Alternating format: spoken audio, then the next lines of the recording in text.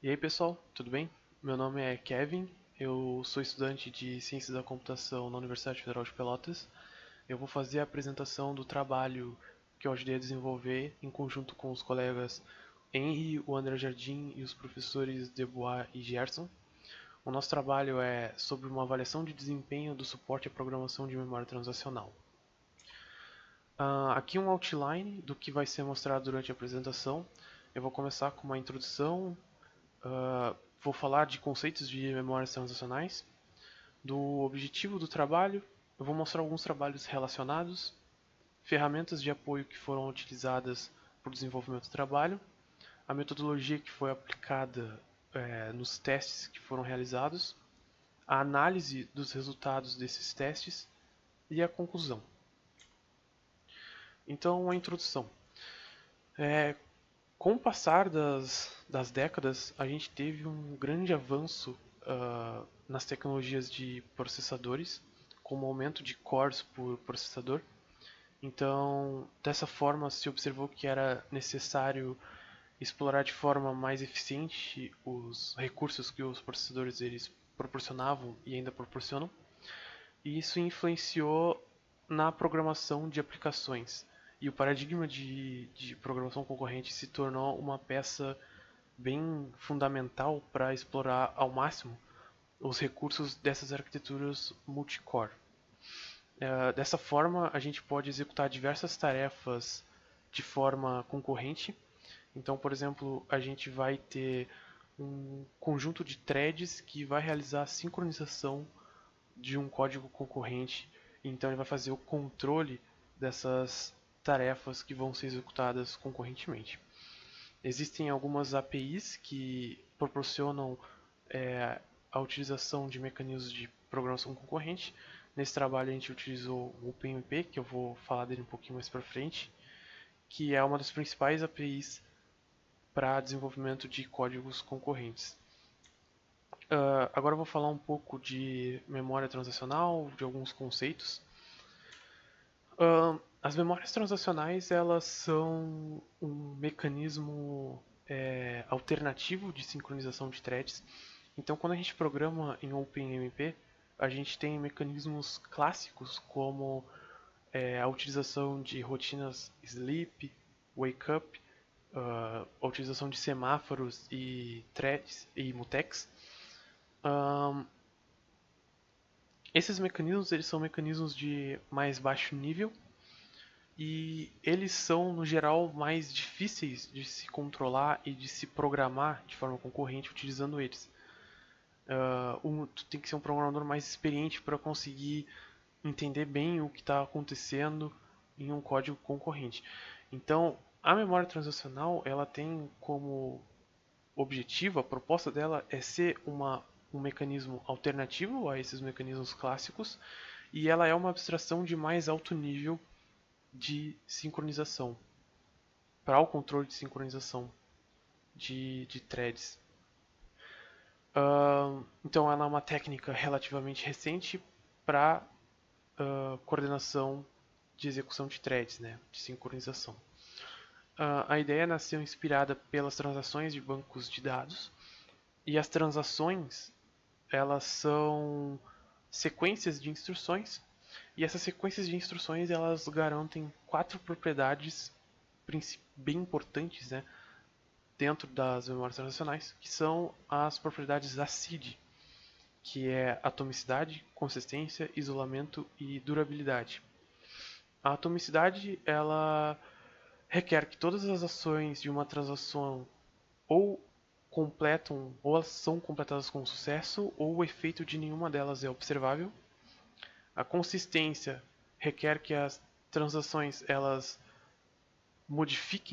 podem modificar o estado geral do código, ou seja, uma transação quando ela é executada, ela vai deixar o estado do código de uma forma e outras transações elas vão utilizar esse estado, digamos que atualizado. Então é necessário que exista uma consistência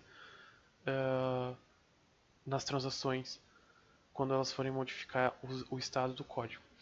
Isolamento, as ações sendo tomadas por uma transação não interferem nas execuções das ações das transações concorrentes, então as transações elas executam as suas ações de forma isolada, sem comprometer o que outras transações vão executar de forma concorrente. E a durabilidade requer que os resultados de uma transação sejam permanentes. A API de uma memória transacional, ela normalmente vai permitir iniciar uma transação, executar operações de dados compartilhados dentro de uma transação e dar um commit ou um abort de uma transação. Vou falar um pouco do objetivo. O objetivo do nosso trabalho é validar uma extensão para OpenMP com a diretiva Transactional. A validação ela é dada pela análise de desempenho que é proposta nesse trabalho. Eu vou falar de alguns trabalhos relacionados. Aqui eu utilizei 3 trabalhos relacionados como exemplo. Então, no primeiro trabalho, que é o do Bike, ele propõe uma API, que é o OpenTM, que ela proporciona suporte à programação paralela com transações. O segundo trabalho é proposto que é o trabalho do Milanovic, que é um trabalho onde eles propõem uma biblioteca que é o Nebelum. Essa biblioteca ela é uma biblioteca para OpenMP com suporte à memória transacional. E o último trabalho, que é o do Wong, é um trabalho onde ele mostra motivações e algumas limitações ele mostra motivações para a utilização de memórias transacionais e limitações que mecanismos clássicos de sincronização de threads eles apresentam. Uma coisa, esses trabalhos, todos eles mostram extensões para o OpenMP, motivações para a utilização de memórias transacionais, até limitações, né, de recursos clássicos para sincronização de threads, mas esses trabalhos eles não mostram de forma mais concreta a realização de testes em ferramentas que já existem para verificar se realmente é viável a implementação de mecanismos de programação de memória transacional. Eu vou falar um pouco das ferramentas que foram utilizadas. A gente utilizou o OpenMP, como eu já havia mencionado. O OpenMP, no nível mais elementar, é um conjunto de diretrizes do compilador para expressar paralelismo de memória compartilhada. Essas diretrizes podem ser oferecidas em qualquer linguagem de base. A gente utilizou o TinySTM, que é uma biblioteca bem conhecida de STM que usa uma abordagem de versão global para controlar os conflitos entre transações e bloqueios para proteger locais de memória compartilhada. E a gente utilizou também o GCCTM, que é a biblioteca de memória transacional do GNU, que fornece suporte para transações e recursos de memórias transacionais. Essas duas ferramentas, o Tiny e o GCC, foram utilizadas em conjunto com o OpenMP. A gente também utilizou a suite Coitian, que foi um benchmark proposto na década de 90 pelo Gregory Wilson, e o objetivo desse benchmark é avaliar ferramentas de programação multithread. A gente utilizou 6 aplicações desse algoritmo, que foram as aplicações Who, Norm, Alter, Sort, Trash e Vective. Agora eu vou falar um pouco da metodologia que a gente utilizou. A gente utilizou 3 ferramentas, o OpenMP, o TinySTM e o GCCTM, 2 máquinas, Hydra e Teco, que são 2 máquinas da universidade, as 6 aplicações, 3 tamanhos de entrada para essas aplicações, pequeno, médio e grande, e 6 conjuntos diferentes de threads para serem utilizadas pelos algoritmos. Foram executadas 30 vezes cada um desses algoritmos. Então aqui eu vou exemplificar o que foi feito de fato. Então, seguindo a linha vermelha, a gente tem por exemplo, a utilização do OpenMP. A gente utilizou o algoritmo NOR, utilizando o OpenMP puro, com o tamanho médio de entrada, utilizando 32 threads no time de execução. A gente executou 30 vezes esse algoritmo nessa configuração, utilizando o OpenMP, tamanho médio de entrada, 32 threads no time de execução. Porém, a gente fez isso para todos os tamanhos de entrada, para todos os conjuntos de threads, nas duas máquinas e em todas as ferramentas. Então, esse mesmo algoritmo norm, ele foi executado para tamanho médio 30 vezes, tanto para 32 threads, como no exemplo, mas para todos os outros conjuntos de threads. Então, ele foi executado 30 vezes para 2, 4, 8, 16 e 64 também. E isso no tamanho médio, no tamanho pequeno e grande, para todos os algoritmos, nas duas máquinas e em todas as ferramentas.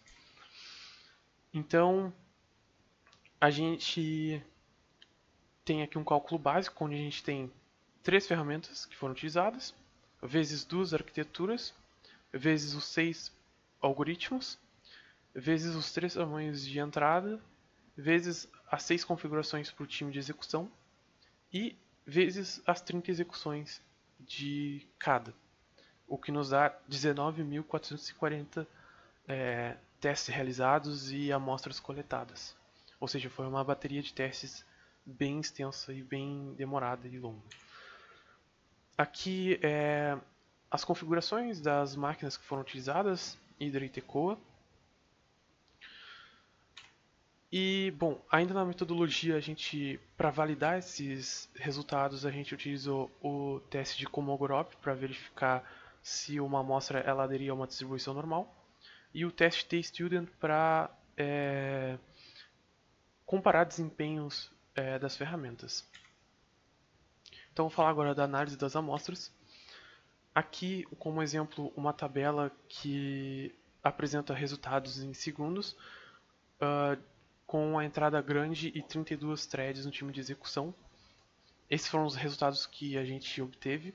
E essas células de vermelhos, elas são referentes a amostras que não aderiram uma curva normal pelo teste de Kolmogorov. Eu vou falar aqui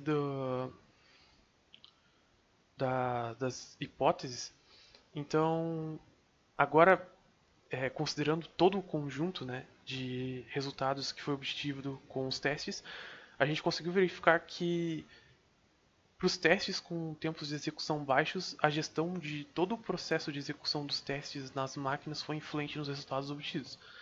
Então existiu um certo overhead das máquinas em cima dos resultados, principalmente nos resultados com tempos baixos de execução. E nos testes que tiveram execuções mais longas também foi verificada uma variabilidade longa. Para a primeira hipótese, as execuções com o OpenMP puro são mais eficientes quando comparadas às médias de OpenMP com as ferramentas oferecidas por TinySTM e GCCTM. Isso provavelmente se dá pelo fato do OpenMP puro utilizar recursos de mais baixo nível.